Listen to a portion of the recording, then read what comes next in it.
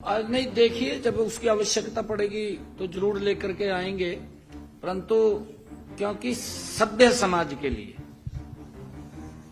क्योंकि बहुत सारे इस भारत मां से प्रेम करना चाहिए और समाज को एक ऐसी दिशा दें, ये समाज का ही दायित्व होता है।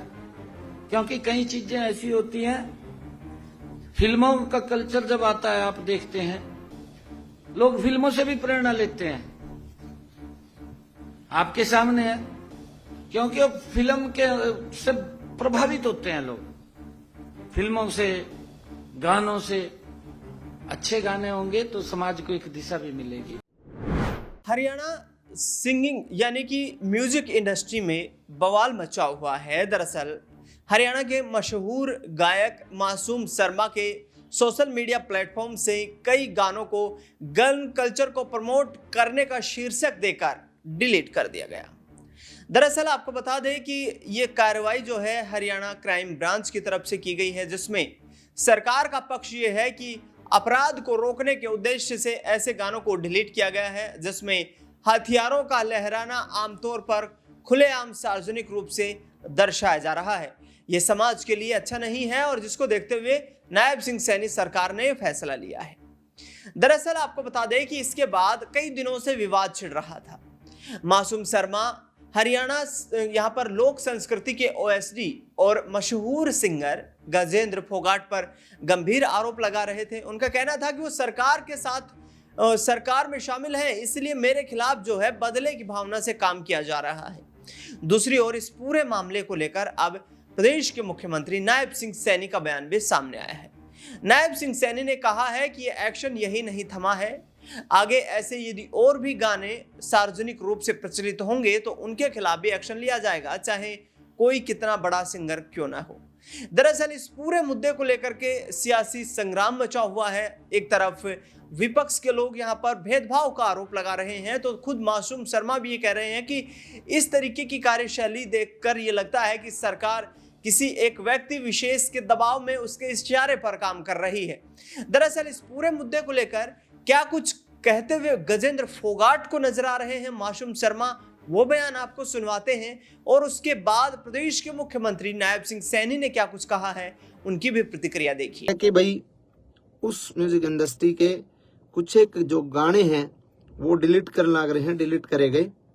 डिलीट क्या, बैन किया गया उनको, डिलीट नहीं कह सकता मैं इनको, डिलीट नहीं हुए क्योंकि वो इंडिया में बैन कर दिया गया कि भाई भारत सरकार जो है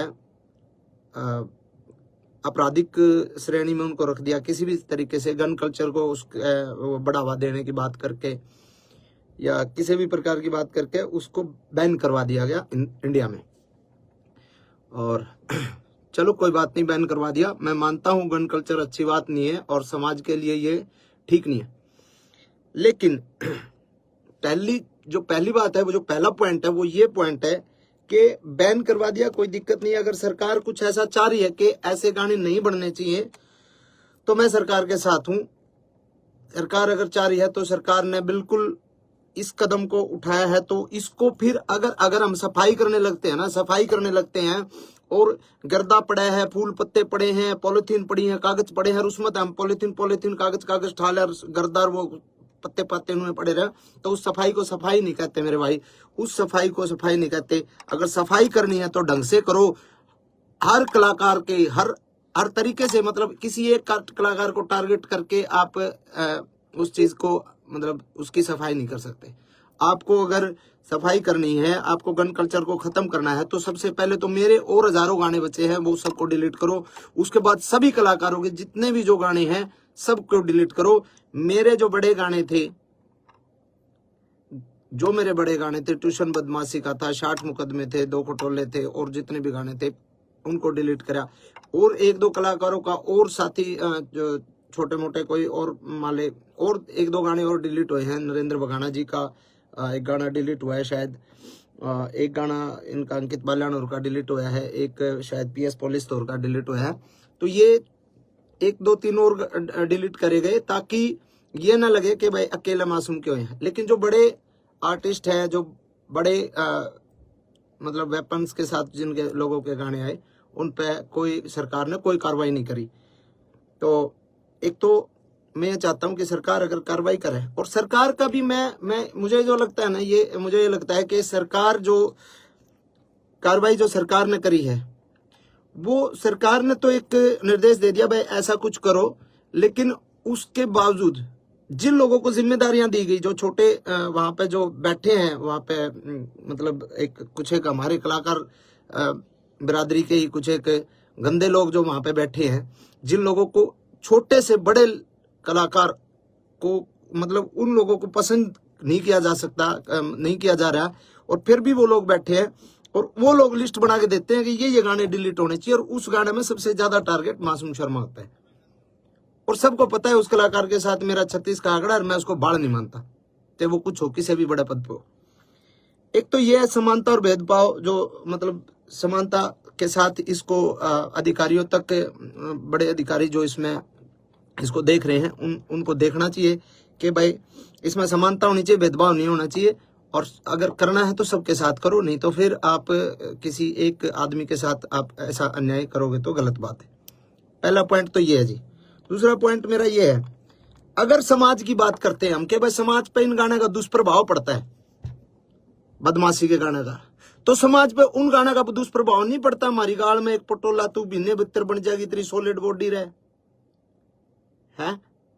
जो इस तरीके के गाने हैं जिनको फोक गाना के नाम पे फोक बता के फोक लोकगीत है, लोकगीत ऐसे होते हैं क्या? तो क्या वो जो अब हम ये बंद करके ये गाने ना बना के हम बहु छोरियां के ऊपर गाने बनाने लग जाओ, भाभी ने पटोला बताकर वैसे वैसे गाने बनाने लग जाओ, तो क्या वो समाज के लिए सही है? तो कुछ एक सवाल मेरे ये हैं कि उसके अलावा इतने डबल मीनिंग गाने चल रहे हैं आजकल। एक और चल रहा है, वो क्या नाम है, जीजा साड़ी के ऊपर बहुत ही वाहियात और बहुत ही वल्गर गाना है, डबल मीनिंग गाने हैं, वो चलते हैं, उन पे किसी ने कोई दिक्कत नहीं। बदमाशी के गाना तो दिक्कत, बदमाशी के गाने चलो ठीक है, गन कल्चर को भी खत्म करो, लेकिन वो अश्लीलता भी खत्म होनी चाहिए। फिर करो, सब भजन गावांगे, हम भी भजन गावांगे, कोई दिक्कत नहीं, जगराते करके गुजारा कर लेंगे, कोई दिक्कत नहीं, लेकिन अगर गंद सफाई करना चाहते हो तो ढंग से करो। दूसरी बात, इसके बाद अगर हमारे गाने बैन कर दिए, हमारे गाने बैन कर दिए, 15 साल पहले हरियाणा का यूथ क्या सुनता था? 15 साल पहले हरियाणा का यूथ सुनता था पंजाबी गाने, और पंजाबी गाने गन कल्चर के पंजाबी गाने, चक्कलो रिवाल्वर, ये गाने सुनता था 15 साल पहले, 10 साल पहले। अब अगर हमारे गाने बैन कर दिए जाएंगे तो हमारे यूथ ने तो गाने सुनने हैं, तो वो पंजाब के सुनेगा, पंजाब के सुनेगा। साउथ की फिल्में, आज भी फिल्में देख रहे हैं ना, साउथ की पुष्पा जैसी, ट्रिपल आर जैसी सारी फिल्में साउथ की देख रहे हैं ना, क्योंकि हमारे हरियाणा की फिल्में तो मजबूत है ही नहीं। हमारे हरियाणा की फिल्म इंडस्ट्री फिलहाल डेवलप नहीं हुई, तो हम साउथ की फिल्में देखते हैं, साउथ की फिल्मों में मारकाट होती है पूरी। तो वैसे ही हमारे गाने तो बैन कर दिए, अपने कलाकारों के रोजगार पे तो लात मार दी। अब वो यूथ गाने तो सुनेगा, या तो फिर आप पूरे देश के बंद करो, पंजाब के भी बंद करो, सबके बंद करो। अब हरियाणवी बालक जो है गाने हरियाणवी नहीं सुनेगा तो पंजाब के सुनेगा। आज नहीं, देखिए जब उसकी आवश्यकता पड़ेगी तो जरूर लेकर के आएंगे, परंतु क्योंकि सभ्य समाज के लिए, क्योंकि बहुत सारे इस भारत मां से प्रेम करना चाहिए और समाज को एक ऐसी दिशा दें, ये समाज का ही दायित्व होता है। क्योंकि कई चीजें ऐसी होती हैं, फिल्मों का कल्चर जब आता है, आप देखते हैं लोग फिल्मों से भी प्रेरणा लेते हैं, आपके सामने है, क्योंकि अब फिल्म के से प्रभावित होते हैं लोग, फिल्मों से, गानों से। अच्छे गाने होंगे तो समाज को एक दिशा भी मिलेगी। तो सुना आपने मासूम शर्मा और हरियाणा प्रदेश के मुख्यमंत्री नायब सिंह सैनी को।